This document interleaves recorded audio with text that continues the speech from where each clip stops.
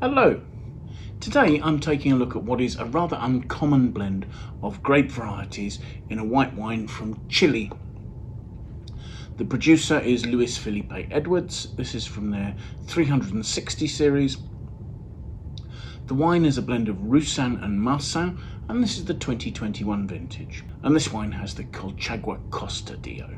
So Luis Felipe Edwards, quite a large producer. They're the largest family-owned winery in Chile, and in fact the fourth largest, I believe, wine producer from that country. They have quite a diverse range of wine brands, and the 360 series is one concentrating on innovation, the idea of finding new and exciting grape varieties and new and exciting regions. And I think this wine fits in there really quite nicely. The blend of Roussanne and Marsanne is very rarely seen on a label together. There's quite a bit of Marsanne is grown in Victoria in Australia, but you don't tend to see that in blends with Roussanne so much. Where the blend most often occurs is in the northern Rhone, where this is the blend for White Hermitage, for White Crozes Hermitage, for the white wines of Saint Joseph, and the sparkling wines of Saint Peray. The varieties are also used further south in the Rhone, where they're used with other varieties such as Viognier, for instance, in blends for Côte de Rhônes and also going into the blend of Châteauneuf du Pape White. Now, Luis Felipe Edwards have somewhere in the region of 2,000 hectares of vineyards. And their first vineyard was purchased in 1976 in the Colchagua Valley. Today they have 5 vineyards in the Colchagua region, 1 at particularly high altitude, 3 on the valley bottom in the Colchagua Valley, where it's relatively warm, and then more recently they have a vineyard near the coast in the Colchagua Costa DO. I think their initial plantings were in the relatively warm climate and with the relatively fertile soils of the Colchagua Valley.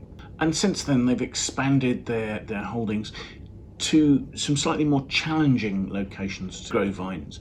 First of all, they planted a vineyard at 900 metres in the mountains in Colchagua. They then bought vineyards in Lleida, more northerly, cooler valley closer to the sea. Other purchases have included vineyards in Maule, and then in 2012 they purchased a 700 hectare property in Puquillay. Puquillay is about 30 kilometres from the coast. It's about 56 kilometres from Santa Cruz. So it's in a region where there's quite poor soil. The soils are granite based, so broken granite rock and sandy loam in an area that's a sedimentary basin, so there is some clay as well. And this was purchased in 2012, so the plantings started coming online from about 2015. And this is the La Cuisera del Nilahué estate.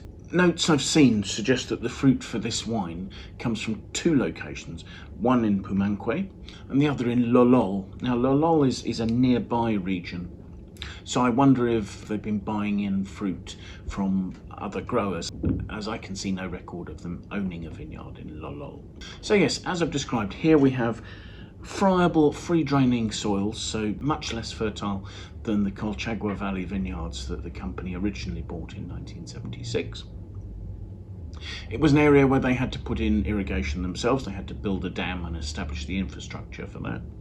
And the cooling influence of the sea is very important to make this a cool climate region. So this is a river valley running down towards the sea, and throughout the day you'll get winds blowing to and from the cold Pacific Ocean. And the coast there is, the waters are quite deep, and you get the cooling Humboldt current that helps moderate the climate here. So the grapes can ripen slowly, not get too alcoholic, and retain good acidity. The viticulture director who established these vineyards is somebody called Eugene Cox, and the winemaker was Nicolas Bezzare. Now, Luis Felipe Edwards used the service of a couple of consultants, Matt Thompson, who's a New Zealander, and Felipe Melker, who's a winemaker from the Napa Valley. Now, I have very little information about this wine. There's not a lot on their website telling me how it's made. The blend, however, I believe for the 2021 vintage is about 50-50 Roussanne Marsanne.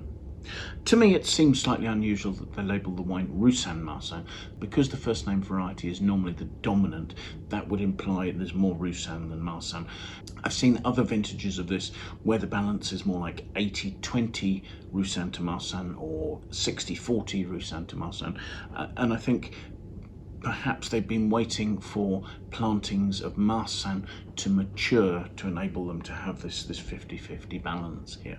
As for the winemaking, I really don't know. I assume fermentation will have gone on in stainless steel tanks.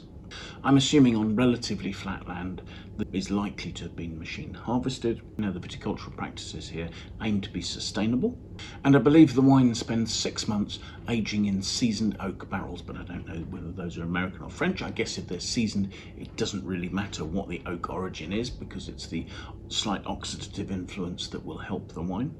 I don't know whether there's any pre-fermentation maceration, and I don't know whether there's any lees aging, but either or both of those would seem likely with varieties like this, where you're looking to preserve the aromas. You don't particularly want oak adding too much structure. You're looking for a balance between the lovely aromatics and spicy notes of the Roussanne and the fresher, more honeyed touches of the Marsanne. So let's have a look at the wine, shall we, and see what we make of it. It has a medium to deep yellow colour. It's quite bright and vibrant. Swirling it, now the wine has 13, according to its label anyway, has 13% alcohol. It is actually forming some tears on the glass slowly, but they're not particularly prominent. Let's have a look at the aromas, shall we?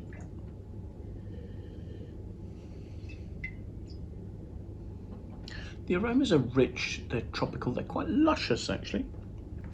There's a sort of a lifted, almost slightly confected banana note, but rather than just the sort of the simplicity of banana, there's a richness and there are notes of dried fruit, dried peel, perhaps riper apricot behind it. And all these are beautifully harmonious. So what starts out as a sort of a slightly simple confected aroma sort of suddenly gains all this lovely weight and richness, and it really is quite tropical. I was talking about honeyed notes. I suppose there's a touch of that. There's almost a high note of honeysuckle on the aromas there. So it's a nice intensity, and there's plenty going on. So let's have a taste.